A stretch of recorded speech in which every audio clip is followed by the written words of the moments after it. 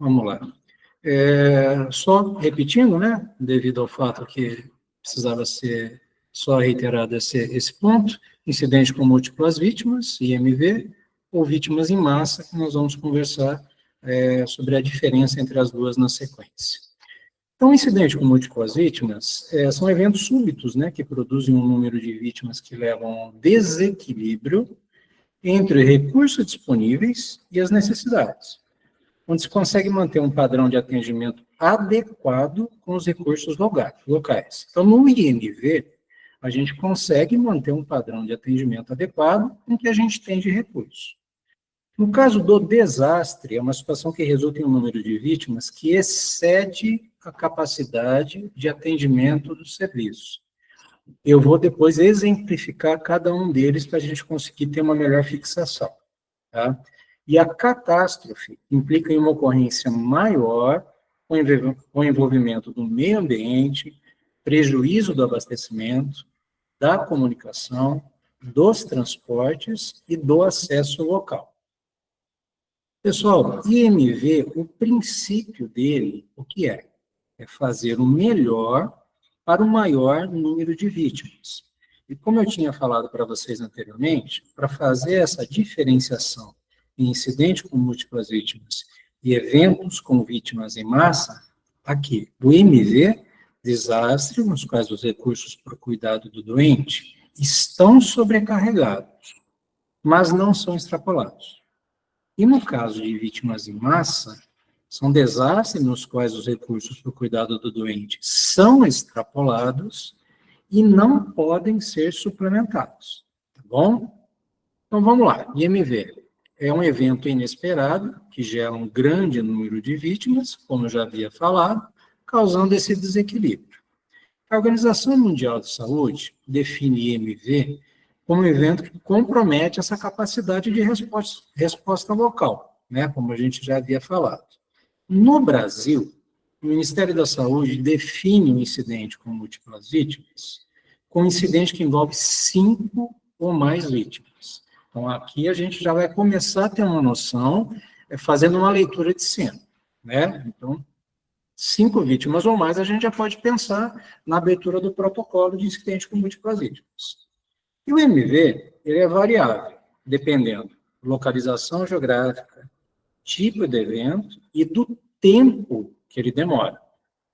As principais causas são os acidentes de trânsito e os desastres naturais. Exemplo, Brumadinho, que aconteceu em 2019, que somatizaram 268 mortes e ainda tem 2 desaparecidos. Inclusive, a última vítima foi reconhecida agora no último dia 6, foi localizada no segmento ósseo, e foi feita análise antropológica, e ela foi uma senhora, uma mulher, de São José do Rio Pardo, né?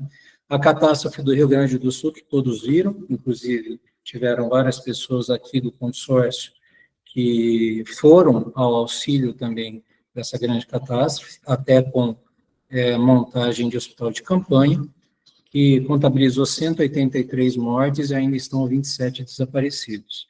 E no caso de acidente automobilístico, né, dá o exemplo aqui do ônibus de Teófilo Otoni, aquele ônibus que se chocou com aquela pedra da carreta que soltou, que teve 39 mortes. Tá? Aí o exemplo, né, do incidente com múltiplas vítimas de Brumadinho.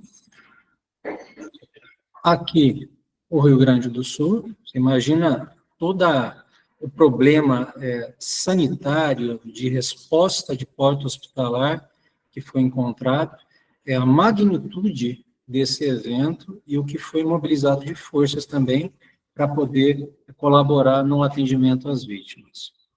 E aqui, infelizmente, essa cena do acidente de Teófilo Otoni, né, que teve muitos óbitos, na verdade. E aqui eu trouxe, para exemplificar para vocês também, o acidente do World Trade Center, em Nova York, em 11 de setembro de 2001. Essa coisa que foi até um pouco difícil de acreditar, né? Então, nós tivemos muitas vítimas, que eu vou exemplificar na sequência. Nós tivemos a exaustão das equipes de atendimento, né? tanto física quanto emocional, está aí um exemplo de um bombeiro. E aí, para vocês terem uma ideia, foram 2.977 mortos somente no acidente do World Trade Center, de 90 nacionalidades. Então, esforços de ajuda e resgate, para vocês terem uma ideia, mobilizaram cerca de 80 mil pessoas, entre bombeiros, policiais, profissionais de saúde e outros.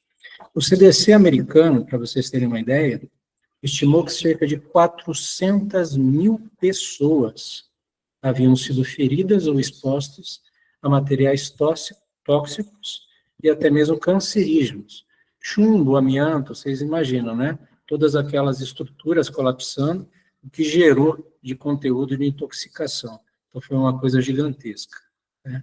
E aí, somente um número, acho que todos viram, somente do Corpo de Bombeiros de Nova York, foram 343 óbitos, e no ano de 2003, igualou o número de 343 pessoas que morreram relacionadas aos problemas que geraram depois do acidente.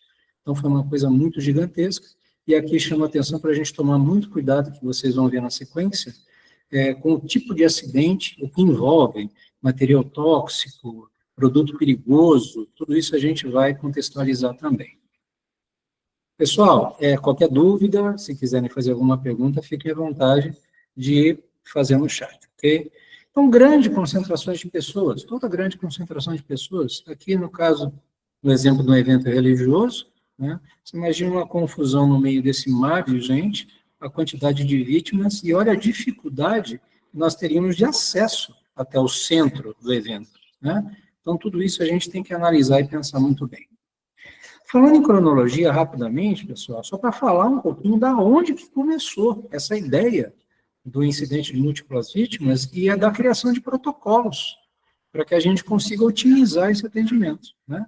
Começou lá nas campanhas napoleônicas, o principal cirurgião do exército de Napoleão, o general Dominique, que desenvolveu essa base teórica. Isso nós estamos falando em 1766, faz muito tempo.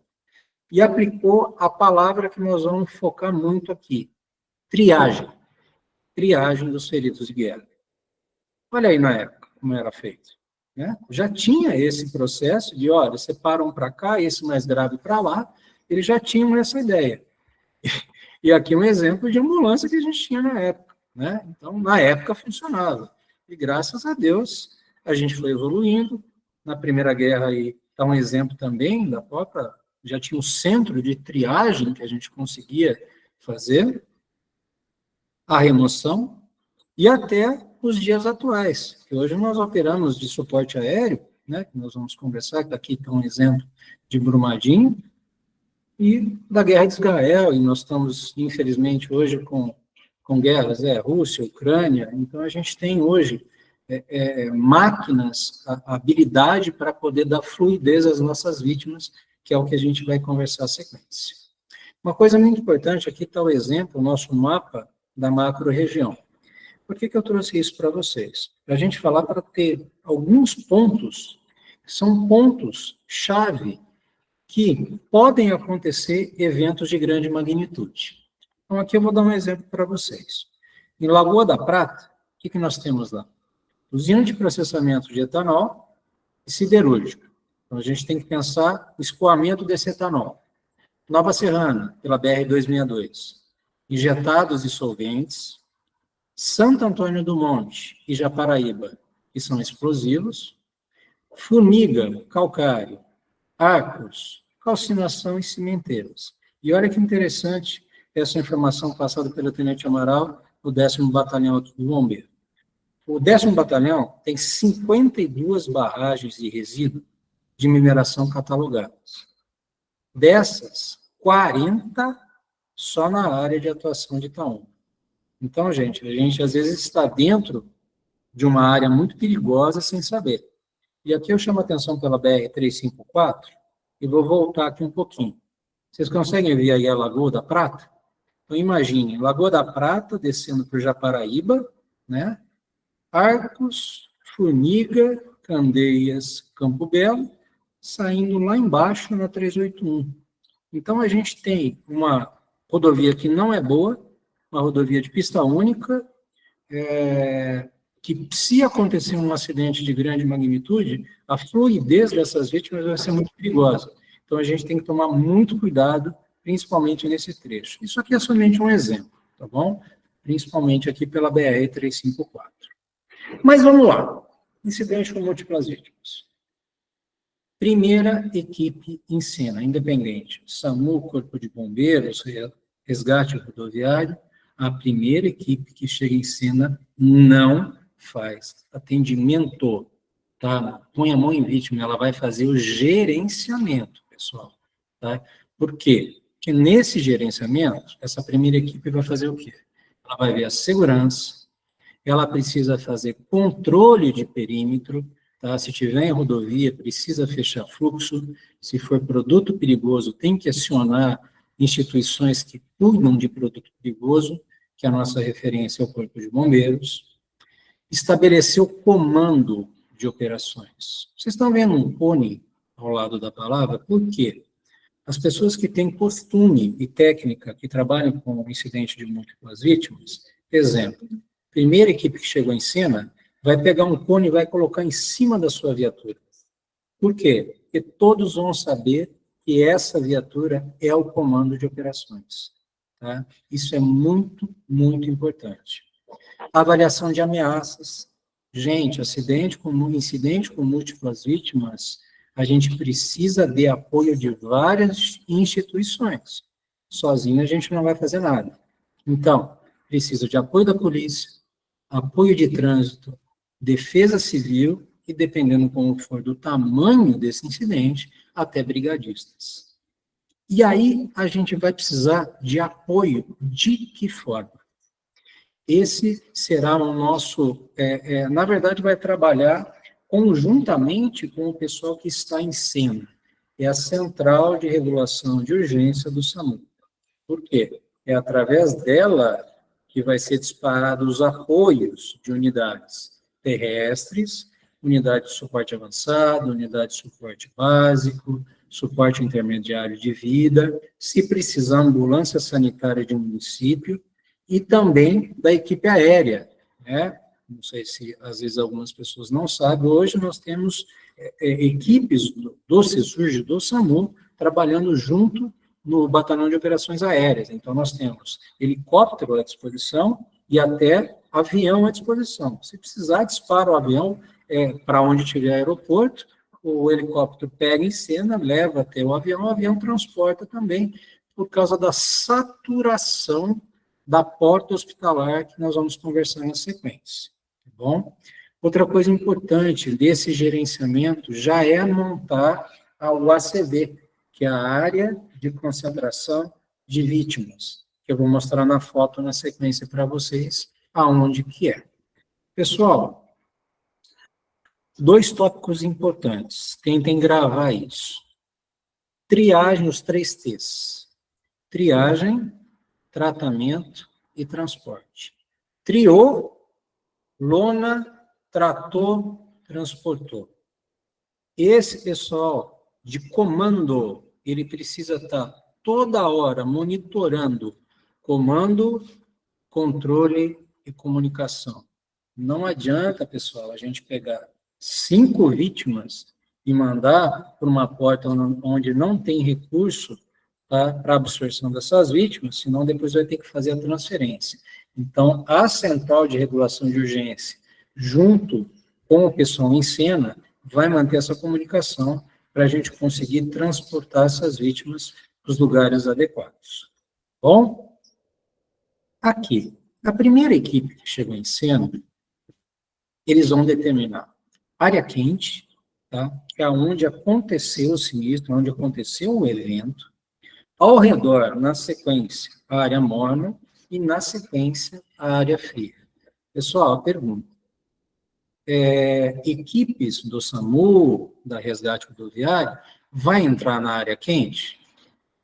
Então, assim, tem muita gente que fala que não. Então, dependendo como for a quantidade de vítimas, o que acontece? A equipe especializada que está em área quente tira essa vítima para uma área intermediária, e aí sim, às vezes, a gente vai trabalhar em área conjunta, dentro de uma área que tenha segurança para o pessoal que não tenha os equipamentos de proteção individual adequado fazer o atendimento.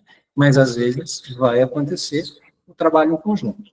Então, a gente determina a área quente, área morna e área fria. Vocês estão vendo aí o ponto de acesso? A gente tem que ter um canal para escoar essas vítimas.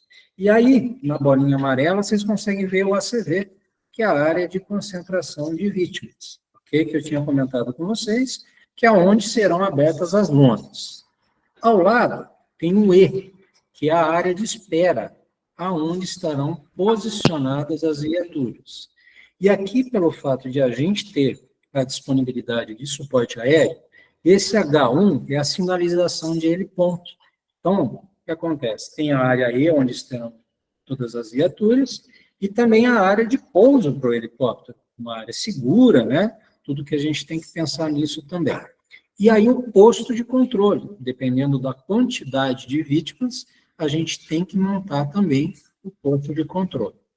Com relação a essas outras siglas, mais para conhecimento de vocês, se for algo numa magnitude que foi Brumadinho, então a gente vai precisar de acampamento, que está a letra A, montar uma base, né, para concentrar recursos e ir soltando os recursos gradativamente para poder alimentar as equipes, para poder fazer o atendimento.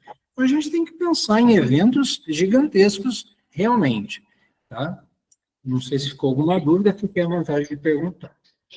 Então, abertura das lonas na área de concentração de vítimas. A gente vai trabalhar com o método START, ok? A gente vai falar na sequência. Mas nós temos outros protocolos também. Mas no START, e aqui aproveito para trazer um exemplo que todas as bases nossas que têm unidade de suporte avançado, nós temos o kit de desastres. E nesse kit tem as lonas, os cartões e os coletes, tá? Aproveito a oportunidade de falar para o pessoal dessas bases que tem esses kits, para cuidar bem desses kits, que a gente já foi em algumas bases e verificou que não estava sendo muito bem cuidado. E às vezes você vai precisar utilizar, e aí você não tem disponibilidade desse recurso. Pessoal, o que nós temos de lona? Lona vermelha, lona amarela e lona verde, que está na foto aí. Faltou uma, que é a lona preta ou lona cinza, que nós vamos conversar a respeito. Então, a lona vermelha, que são as vítimas prioritárias de atendimento, a área amarela, essa lona amarela, onde as vítimas... depois eu vou detalhar quais são as lesões. Com lesões moderadas, verde, as vítimas leves, e a gente precisa da lona preta para ser classificada as vítimas que são inviáveis, ok? E outra coisa importante, pode ser que uma vítima que esteja na lona vermelha, ela fique mais crítica e evolua o código preto. Então, a gente tem que ter uma fluidez da retirada dessa vítima, que está na área vermelha, para a lona preta também. Tá? E aqui cabe um comentário, a lona preta sempre de preferência, numa área um pouco mais afastada, não muito longe, mas um pouco mais afastada. Obrigado, Naís. Por quê? Porque, exemplo, acontece um acidente com o pai e o filho. E aí, o pai é uma vítima vermelha, está inserida dentro da lona vermelha, e a criança está em óbito. E aí, essa criança fica ao lado de um pai, e o pai vai conseguir visualizar essa criança. Então, tudo isso a gente tem que pensar também. Tá bom? Nós não trabalhamos sozinhos, a gente tem uma cooperação entre várias forças, e aqui está um exemplo, que a gente tem o GRAU, aqui exemplo de São Paulo, SAMU, Exército, Corpo de Bombeiros, então a gente precisa realmente somatizar forças para conseguir atender a todas essas vítimas. Nós temos o SAAV, que é o Suporte Aéreo Avançado de Vida, e nós temos as aeronaves disponíveis, aí um exemplo, a primeira foto é um Esquilo, que está operando hoje, ao outro lado é um Koala, que chegaram aeronaves também, e essa aeronave no centro, que era o Arcanjo 04, né? Infelizmente foi a aeronave que se acidentou em outubro e vitimou 6 companheiros aí, que foi o capitão Wilker, o tenente Vitor, o sargento Ellison, o sargento Gabriel. da equipe do SAMU, o Dr. Marcos Rodrigo, e o enfermeiro Bruno Sudário, e fica aqui o nossos sinceros sentimentos aí a toda a família. Né? E aí, como eu tinha falado para vocês, que tem a aeronave de asa fixa, né, o avião também, então, dependendo de como for, ele vai acionado. Se o intra-hospitalar estiver saturado, a gente pode até pensar, se necessário for, transportar até para fora do estado, dependendo de como for.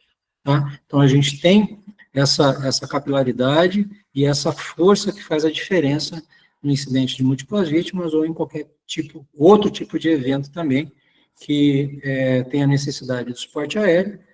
E aproveito aqui que, se precisar de mais aeronaves, tem apoio da Polícia Militar, do Comave, da Polícia Civil, então a gente tem todos esses recursos disponíveis. O acionamento através da Central de Regulação de Urgências do intra-hospitalar, pessoal. Pessoal lá dentro do hospital precisa ter uma ideia de quantas vítimas estão chegando. E aqui, eu aproveito para dar um exemplo que acontece muito em múltiplas vítimas. Na hora do acidente, tem muita gente que está passando, pega a vítima, bota dentro do carro e leva para o hospital. Então, às vezes, a hora que você começa a deslocar essas vítimas para as unidades, já tem vítima lá. Então, a gente tem que tomar muito cuidado. E outra coisa, vou dar um exemplo aqui. Se a gente leva 6 vítimas graves que precisam de atendimento de bloco cirúrgico, e na unidade que eu tenho 3 salas. Então, sabe o que vai acontecer? Vai acontecer uma outra triagem dentro do intra-hospitalar. Por exemplo, eles vão ter que levantar qual a necessidade prioritária dessas vítimas, e 3 delas vão para o bloco cirúrgico. As outras 3 vão aguardar. E, dependendo de como for, vai até transferir para um outro local. Mas esse acionamento é feito através da equipe que está em cena, junto com a Central de Regulação de Urgências. Tá joia? Posicionamento, lembra da letra E, da área de espera, que eu tinha comentado com vocês? Então, aqui está um exemplo. Né? As unidades de suporte avançado, elas ficam prioritariamente em ponto de saída, porque são as vítimas que a gente vai pensar em código vermelho, código amarelo, que vão precisar sair primeiro. Então, ficam as unidades de suporte avançado na frente, aí depois vem as unidades de suporte básico, e numa outra área, a gente tem a área também de pouso dos helicópteros, ok? As viaturas ficam posicionadas sempre lado a lado, nunca uma na frente da outra, para não impedir a saída dessas viaturas, ok? De preferência para 45 graus, uma ao lado da outra, como está aparecendo na foto aí para vocês, tá bom? Armadilhas, pessoal. Você chegou lá, cenário com várias instituições trabalhando, diversas vítimas, isso são fatores de distração. Tá? Outra coisa importante, aquela visão de túnel, socorrista com olho de tigre, né? Ele foca somente lá em uma vítima, ele perde totalmente essa leitura periférica. Isso a gente tem que tomar muito cuidado, a gente tem que chegar em cena, observar, mas ter uma leitura mais periférica. E uma das coisas mais importantes, tentar começar o atendimento da vítima durante o processo de triagem. Tá? Quem está triando, tria, não atende. Tá? Isso é muito importante, porque a gente tem que ter gerenciamento de socorristas, gerenciamento de recurso e gerenciamento de vagas. Isso é muito importante, a gente também tomar bastante cuidado. Triagem primária, pessoal. Nesse incidente de múltiplas vítimas, nós temos 2 triagens, a primária e a secundária. Na primária, vamos lá. Triagem e classificação são essenciais para garantir as vítimas receberem um atendimento médico dos socorristas com rapidez e eficiência. No desastre, a triagem busca proporcionar maior benefício para o maior número de pessoas, em ordem de prioridade, a fim de minimizar morbidade e mortalidade. A gente vai falar devagarzinho sobre cada um. Pessoal, ações dentro da triagem primária. Isso independente do protocolo que a gente vai seguir. Mas nós vamos seguir aqui o START e o JUMP START. Tá? A conservação da função prevalece sobre a correção do defeito anatômico. Gente, salvar a vida tem prioridade sobre salvar um membro. Então, por exemplo, você vai, por exemplo, uma vítima que precisa de torniquete, está sangrando de forma massiva lá, maciça, sangrando abundantemente. Você não vai se preocupar, é óbvio, você vai se preocupar prioritariamente em conter a hemorragia, mas a vida tem prioridade sobre o membro. Não se esqueçam disso. Tá? Outra coisa, classificar e documentar as vítimas. Todas as vítimas precisam ser classificadas. E aí nós vamos ter os cartões de triagem, que eu vou falar na sequência para vocês, ponto a ponto, passo a passo. Outra coisa, pessoal, intervenções salvadoras. Exemplo, torniquete, né? Não adianta nada a gente deixar a pessoa sangrando lá, que ela vai evoluir para óbito. Então, a gente tem que fazer intervenções salvadoras. Exemplos, torniquete, descompressão torácica, tá? E outra coisa importante, a organização das equipes em suas respectivas áreas. Equipe para a lona vermelha, para a lona amarela e para a lona verde. Bom, aqui um exemplo, né, de quando a gente faz a distribuição das lonas, a concentração das pessoas que a gente vai fazer. E aí eu trago uma outra foto aí para poder fazer uma analogia do que a gente tinha antigamente para o que a gente tem hoje, né? Então a gente evoluiu bastante, a gente cresceu bastante, então nós estamos bem. Outra coisa importante, medidas simples, pessoal. Exemplo, uma vítima que está, que nem no caso a foto ao lado aí, ela está de decúbito dorsal, mas ela está com o pescoço flertido. E aí vocês vão ver na sequência do organograma do START, eu faço a liberação da via aérea, coloquei em posição neutra, ela volta a respirar. Então, são coisas simples que a gente vai fazer, que a gente vai conseguir ter um prognóstico muito positivo para as nossas vítimas, tá? Isso aqui é somente um exemplo, ok? Isso aqui eu já tinha falado também, né, a cadeia médica, a cadeia de atendimento, que a busca e resgate, eventualmente a gente vai fazer em conjunto, ou junto ao corpo de bombeiros, dentro da área quente, ou numa área intermediária entre a área quente e a área morna. A triagem, que é fundamental, o transporte depois do atendimento dessa vítima, e a gente tem que pensar, exemplo, do acidente de Teófilo Otoni, do morgue, né, de uma área onde tem a concentração de vários corpos, para a gente poder dimensionar e também dar um pouco de respeito para essas vítimas. Ok? Vamos lá. Códigos de cor. O Brasil foi orientado pelo Ministério da Saúde, nós temos lá as cores verde, amarelo e vermelho, e aí nós temos a cor preta ou cinza, né? O Ministério colocou como cinza para as vítimas expectantes ou óbitos, sendo que no restante do mundo a gente utiliza a cor preta, mas vocês podem ter dentro dos seus kits a cor preta, tá? Então, vítima em óbito expectante, a gente vai ou lona cinza ou lona preta. A gente pode utilizar tags também, como bandeiras, crachás e pulseiras, mas em outros protocolos a gente usa pulseiras. Mas no caso do START, que a gente vai trabalhar, a gente vai usar os crachás, que eu vou falar para vocês na sequência.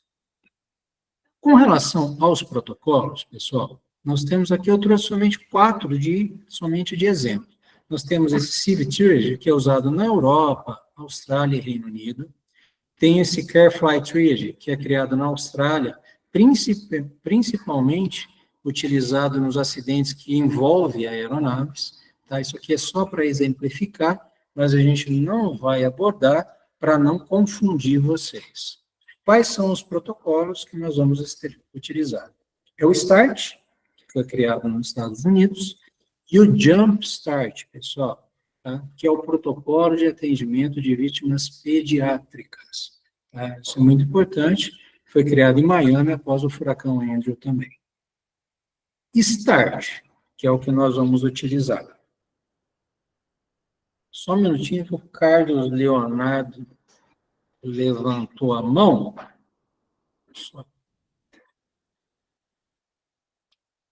Carlos Leonardo?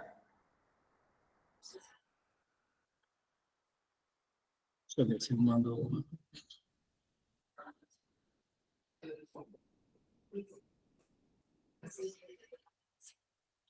Carlos Honrado levantou a mão, eu vi se ele mandou alguma coisa no chat, mas ele não mandou. Se ele quiser abrir o microfone e perguntar.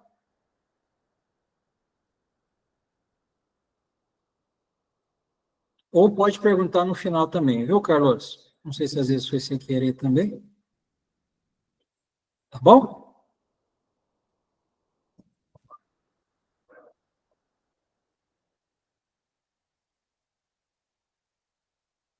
E acho que voltou no início, né?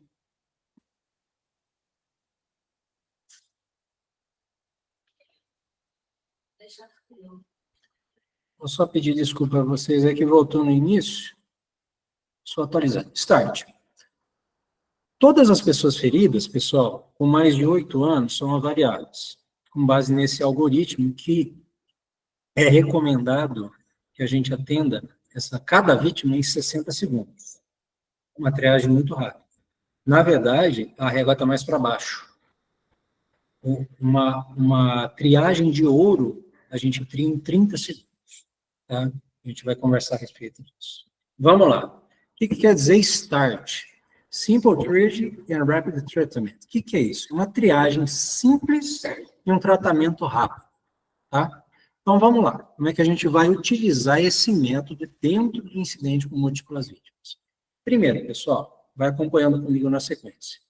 Consegue andar? Consegue. Se sim, é verde. Ok? Já vai direcionado para a área verde. Consegue andar?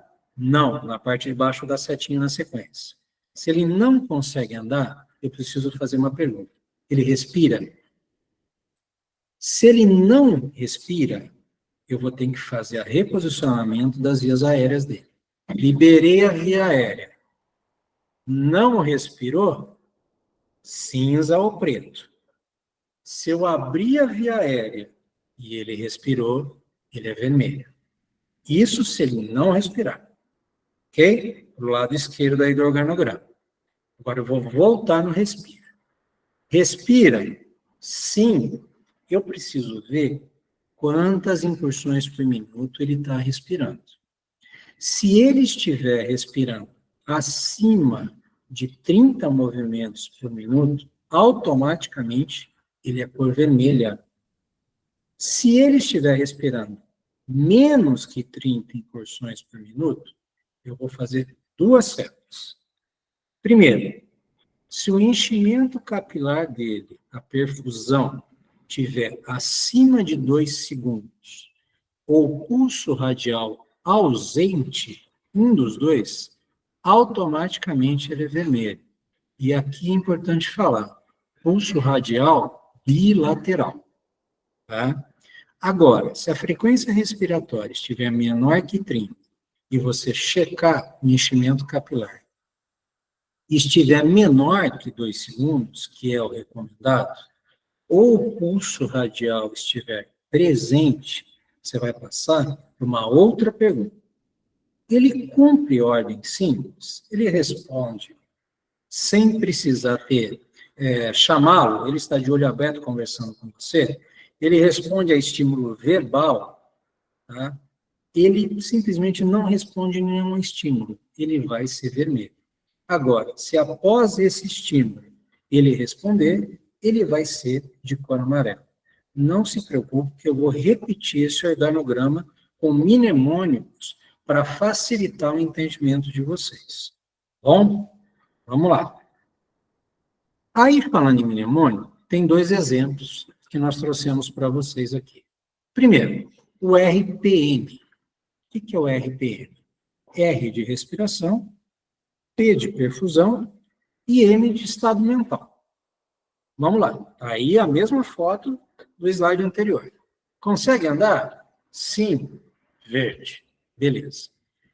O R, respiração, pessoal. Tá? O R de respiração. Ele não consegue andar? Respira. Essa é a primeira pergunta. Respirou? Não respirou? Abra a via aérea. Não respirou? Cinza ou preto.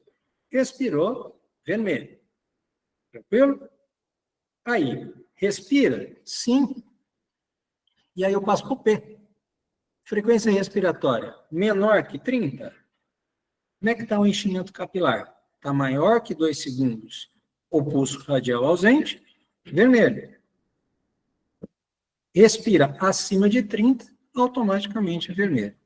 E se o enchimento capilar tiver menor que 2 segundos, ou com pulso radial presente, aí a gente passa a pergunta para o M, que é o estado mental. Cumpre ordem simples? Não, vermelho. Cumpre ordem simples? Sim, amarelo. A gente já conseguiu triar. Tá? E aí, na sequência, tem esse outro mnemônico, que foi criado pelo Dr. Jobon, que é o de repente. Né? Então, deambula, de D. Agora, respira. Perfusão periférica, neurológica. Aqui está o RPM também, né, pessoal? Aqui, entre o R, P e o N, é o RPM. Tenho que levar? Então, esse é outro mnemônico, perdão, que vocês podem utilizar. Os mnemônicos, pessoal, foram criados para quê? Nada mais é, vocês estão vendo a coluna aí do lado direito, para que você faça o, na verdade, antigamente era o ABCDE, mas nada mais é de você fazer a avaliação primária através desse organograma, gente. Através desse organograma, você faz o XABCD das suas vítimas. Se tiver um sangramento maciço, abundante lá, você vai fazer o X do controle de hemorragias com tuniquete. Né? Respira é o A e o B. Perfusão periférica é o C de circulação. Neurológico é o D do ABCD, da avaliação neurológica. E o E, na verdade, é a exposição. Tá? Então, nada mais é de a gente fazer uma avaliação primária extremamente rápida para a gente conseguir priorizar o melhor atendimento para as nossas vítimas. Tá bom? Jumpstart. O que é o Jumpstart? O Jumpstart, pessoal, é um protocolo utilizado para lactantes até 8 anos de idade. Citado no PHPLS, na sua 9ª edição, na página 531. Importante salientar que, acho que já veio a pergunta de vocês aqui na cabeça, né? Como é que eu vou saber se tem 8 anos? Se a idade não for óbvia, trata como adolescente, tá? Trata como adolescente. Esse protocolo, como eu havia falado, foi criado em 95 por um médico pediátrico do Hospital da Criança de Miami, né? Após aquela grande tragédia do furacão Andrew. Depois ele teve alguma modificação em 2001. Agora, o que é o Jumpstart? Pessoal, não se preocupe, não vá assustar com essa foto, esse organograma em inglês aí, que não é nenhum bicho de 7 cabeças, tá bom? Vamos lá. Essa criança deambula, beleza, lembra do START? Tem menor prioridade, ela vai ser analisada na triagem secundária, que eu vou conversar com vocês. Ela é vítima verde. Deambula? Não. Aqui existe uma diferença. Ela não deambula. Respira? Não respira. O que eu vou fazer? Eu vou reposicionar a via aérea. Reposicionei a via aérea. Ela respirou? Aí, na setinha briefing, ela é vermelha. Atendimento imediato. Reposicionei a via aérea, esse position upper aí, airway. Reposicionei a via aérea. Não respirou? Aí é o quadradinho do pulso. A pergunta, tem pulso? Se ela não tiver pulso, é código preto ou código cinza. Agora, ela tem pulso? Olha que interessante. O que a gente vai fazer? A gente vai fazer 5 ventilações de resgate nessa criança, ok? Você fez 5 ventilações de resgate. É o 5 rescue breaths aí no organograma. Tá? Fez as 5 ventilações. Ele não respirou, ele é preto, ele é cinza. Agora, se você fizer 5 ventilações de resgate e ele respirou, ele é código vermelho. Tá? Agora, nós voltamos lá no briefing, que é a respiração. Então, ele anda? Não. Ele respira? Respira. e aí a gente vai precisar ver a frequência respiratória da criança. Se ela estiver com menor de 15 respirações por minuto, ou maior que 45 incursões por minuto, ele é código vermelho. Agora, se ela respira entre 15 e 45, o que a gente vai fazer? A gente vai checar pulso. Checou pulso, não tem pulso, código vermelho. Checou pulso, tem pulso. Aí nós vamos fazer o quê? O AVPU, que é o nosso AVDI, pessoal. O AVPU nada mais é. Essa criança está alerta, está de olho aberto, contactando. V, de responde estímulo verbal, ele está de olho fechado. Você chamou, ele respondeu. D, que é estímulo doloroso, né, a variação neurológica. Ele responde a estímulos. Ou I, se ele está inconsciente. Aí a gente volta aqui. Você está vendo o AVPU? Nada mais é que o AVDI. O AVPU, o que a gente vai ter que pensar? Se ela responde, se ela está alerta, ele é código amarelo. Se ela responde a voz, ela é código amarelo. E se ela responde a estímulo doloroso, ela é código amarelo. Então, por isso que está escrito aí, appropriate, o A, o V e o P. Que, na verdade, no nosso organograma, é o A, o V e o D. Alerta, verbal, doloroso.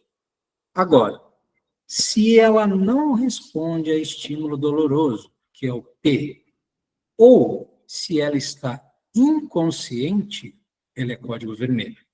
Tá? Então, é essa a diferença do jump start para o start. Se ficou alguma dúvida, vocês fiquem à vontade de perguntar mais no finalzinho, tá bom? Vamos lá, já que eu já falei. Pessoal, vermelho, é imediato, né? Essa vítima precisa de atendimento imediato. Vítimas com ferimentos graves, porém com chance de sobrevida. Prioridade elevada para atendimento e retirada do local. Código amarelo, pode aguardar. Vítimas com ferimentos moderados, tá? Tempo máximo para atendimento e transporte de 1 hora. E as vítimas verdes, a vítima com ferimento mínimo, que podem até andar e ajudar outras vítimas, ok? E aí a gente tem a vítima cinza, olha, não vou esquecer, ou cinza ou preta, que é a vítima expectante ou em óbito. Tá? São vítimas que não respondem a procedimentos, com abertura de via aéreas, e ferimentos críticos que indicam uma morte iminente. Sandra, que tipo de lesão que é de cada um? Está aqui, ó, no próximo. No código, quando ela é código vermelho, é uma vítima, exemplo, em choque, amputada, tem lesão arterial, está sangrando abundantemente, ela tem queimadura de face, que é mais perigosa, lesões intraabdominais e até pneumotórax hipertensivo. Por isso que lá em cima estava em ações salvadoras da descompressão torácica. Okay? Na amarela, fratura, TCE, que é o trauma crânioencefálico leve e moderado, traumatismos abdominais e torácicos e ferimentos com sangramento que precisam de suturas, que são exemplos, tá bom, pessoal? E as verdes, né? Contusões, hematomas, escoriações e pequenos ferimentos. E aí, exemplo de código preto ou código cinza. Vítimas decapitadas, múltiplos traumas graves, queimaduras de segundo e terceiro graus extensos, e a vítima em parada cardiorrespiratória. Pessoal, uma coisa muito importante, para quem nunca presenciou um incidente com múltiplas vítimas, é um protocolo que ele precisa ser muito racional. Tá? Por quê? Porque você pode ter crianças, então, por exemplo, uma criança parada cardiorrespiratória é preta, a gente não reanima. Tá? Por quê? Você tem que priorizar a triagem pensando em salvar o maior número de vítimas. Então, realmente é um protocolo que você tem que tentar deixar o seu emocional um pouco de lado, tá? Tem que ser muito racional. Os cartões, pessoal, os cartões de triagem, são esses cartões. Nós temos uma face dele. Você pode até sinalizar onde estão as lesões, e aí vocês estão vendo as cores? Tem o preto, né, que seria a vitimiota. No vermelho tem um coelho que precisa de rapidez de atendimento. O amarelo, a tartaruguinha, que pode esperar. E no verde, que na verdade, em muitas ocasiões, a gente nem transporta. E o outro lado desse cartão, e outra coisa, essas tiras de cores, elas são destacáveis. Então, por exemplo, eu cheguei numa vítima e classifiquei ela com vermelho, o que eu faço? Eu destaco o amarelo e o verde e deixo somente o vermelho. E a outra face do cartão está aqui. A hora, né? Gente, é óbvio que num incidente de múltiplas vítimas, o negócio é muito dinâmico e rápido. Então, você tem que ser muito rápido no preenchimento. Mais ou menos a hora, se é masculino, se é feminino, a casinha aí que determina em qual a localização, aqui eu dei um exemplo, né? Fernão Dias, no quilômetro 580. Que tipo de acidente que foi? Aí eu pus aqui CAR, né, que é carreta, versus um ônibus. E que hospital que ele foi determinado? Um pronto-socorro regional. Esses são os cartões que vocês vão ter nos seus kits. Ok? Isso tudo, nós falamos, olha só, uma triagem primária. Agora nós vamos para a triagem secundária. E na triagem secundária, pessoal, existe um outro mnemônico para ajudar a gente ter rapidez no nosso raciocínio. Okay? O que é o método Cramp? O método Cramp, o que é? C de circulação, o R de respiração. Imagine que essas vítimas já estão na lona. Elas já passaram pela triagem, já fez essa avaliação primária rápida, eu vou fazer como se fosse a secundária. C de circulação, como é que está a respiração desse doente, o R. O A, como é que está o abdômen dessa vítima? Está flácido? Está distendido?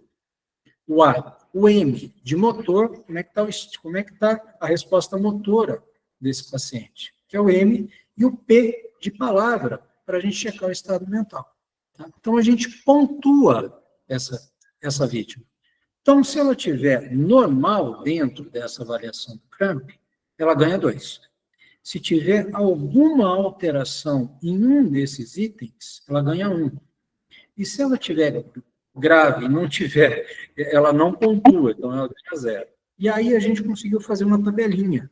Né?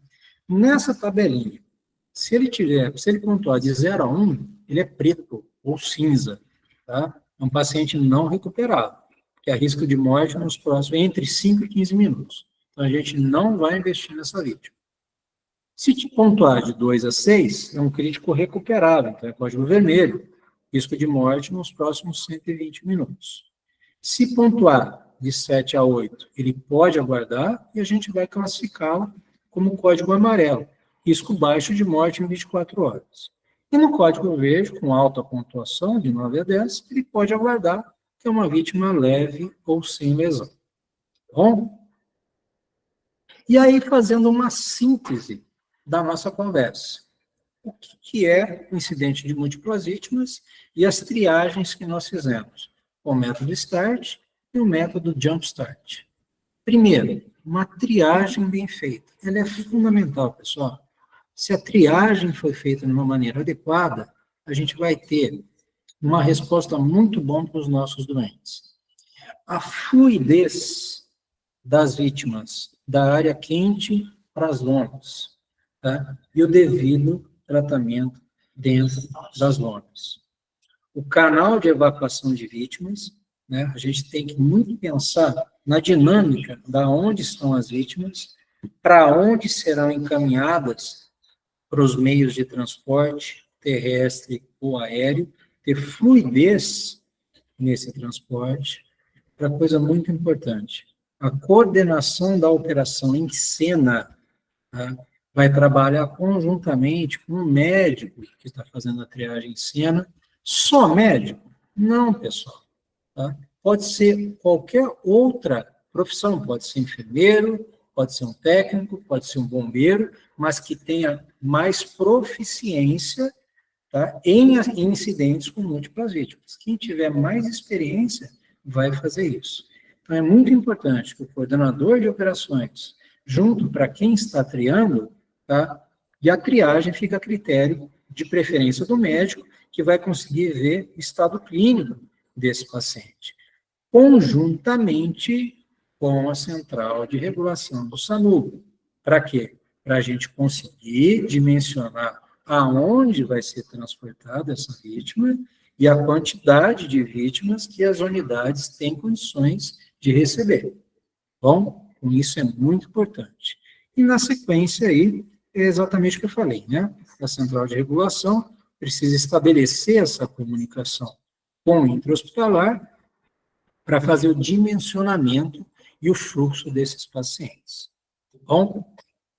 Pessoal, isso aqui, inclusive, foi criado pelo coordenador de enfermagem, o Ronaldo Sérgio Matheus, que é essa ficha de controle. Isso seria muito interessante ser criado, e a gente já está pensando em fazer isso também, por quê? O que é essa ficha de controle? Para chegar no final de todo esse evento, e a gente conseguir contabilizar o número de vítimas, aí vamos aí na sequência, acompanhem comigo.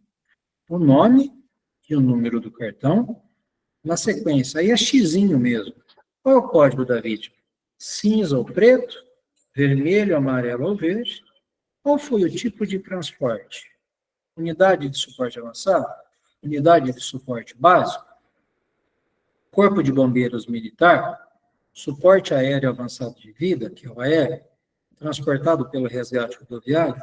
Ou até outros, né? Pode ser até uma ambulância sanitária. E aí também o hospital de destino. E no caso, alguma observação que vale a pena fazer aqui. Deu tempo de escrever fratura de fêmur, lesão examinante, alguma coisa rápida para poder anotar o que aconteceu com a vítima. Para quê? No final, aqui, nós estamos com 15 linhas, mas se for 50 vítimas, a gente vai ter 50 linhas aí também. A gente conseguir depois ter o número de vítimas e o responsável de preferência, né, o coordenador de operações junto com o responsável de triagem, que vai determinar quem vai fazer o preenchimento dessa ficha de controle. Tá? Aqui a gente vai fazer rapidamente 4 estudos de caso, somente para a gente poder fazer a fixação, e aí eu vou pedir a gentileza de vocês responderem no chat, que a Maísa vai estar dando uma olhadinha lá, eu vou dar o estudo de caso e vou perguntar aqui para vocês, respondem lá para a gente, por favor. Caso 1, pessoal, é a foto aí, tá? A cena é essa aí que está a foto. A vítima consegue andar, frequência respiratória, lembrem lá do organograma, 16 incursões por minuto. O enchimento capilar dele está menor que 2 segundos. E ele responde a ordem simples. Qual a prioridade dessa vítima? Qual a cor da vítima? Respondem para a gente lá no chat, por gentileza. Verde.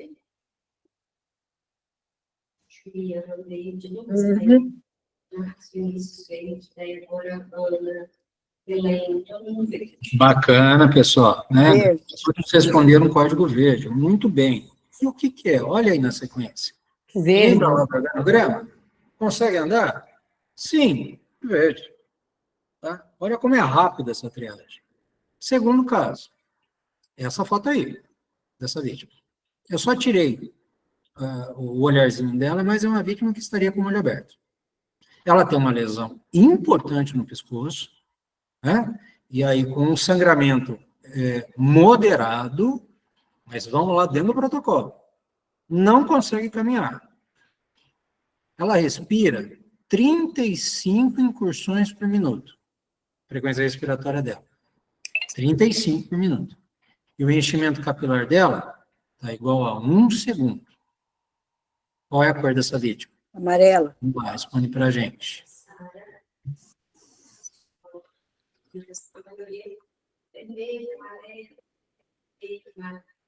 Vermelho.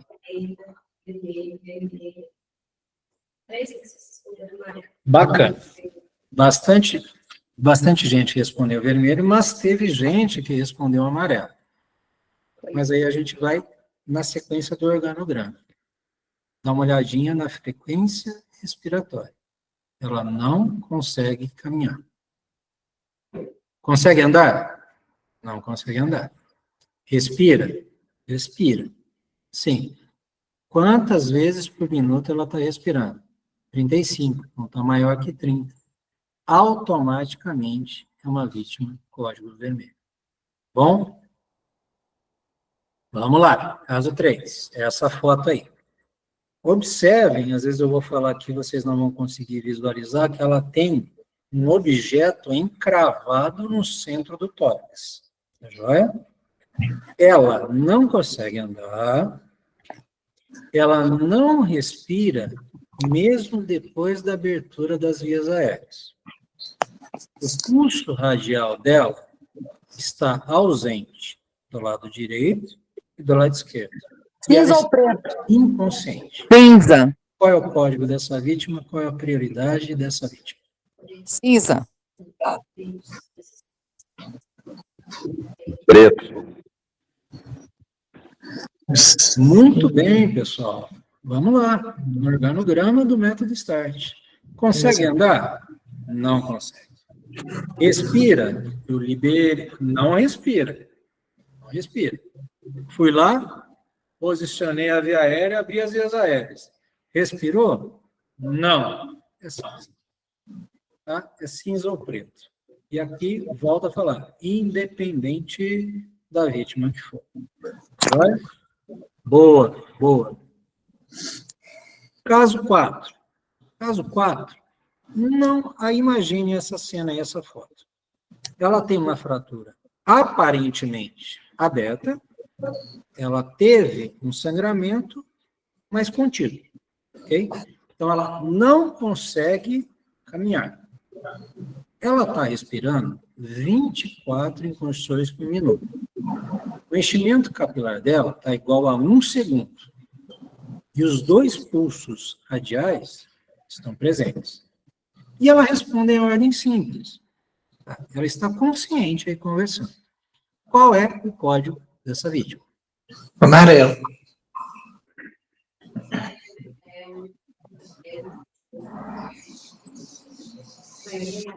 Pô, o pessoal está craque aqui já. O pessoal está ótimo. Parabéns, pessoal. Muito bem. Amarelo. E aí a gente voltando lá no organograma. Consegue andar? Não, não consegue andar. Respira? Sim. Então, quantas incursões por minuto ela está? 24.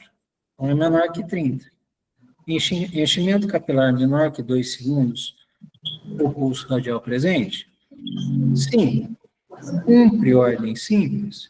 Sim. Ele é código amarelo. Vendo, pessoal? A gente já conseguiu fazer triagem rapidamente dessas vítimas. Ok? Muito importante, no final de estudo. O briefing é muito difícil, né? Às vezes, dentro de um acionamento, um incidente com múltiplas vítimas, mas é fundamental a gente fazer debriefing, porque todo incidente desse, gente, ocorrem erros. Eu vou falar para vocês, para quem nunca participou, por mais que a equipe esteja extremamente treinada, é muito caótico a cena, né? É muito difícil você lidar com todas essas emoções e tentar se controlar para fazer um atendimento bem feito. Então, é muito importante essa reunião das pessoas, poder conversar, traçar o que pode ser melhorado, isso é muito importante. Para finalizar, senhores e senhoras, eu trago aí somente uma mensagem, uma foto, né, que a nós cabe unicamente fazer o bem, não para merecermos o céu, mas para tornar suportável a terra. Eu achei muito linda essa frase, juntamente com essa foto. Tá? Amor, tô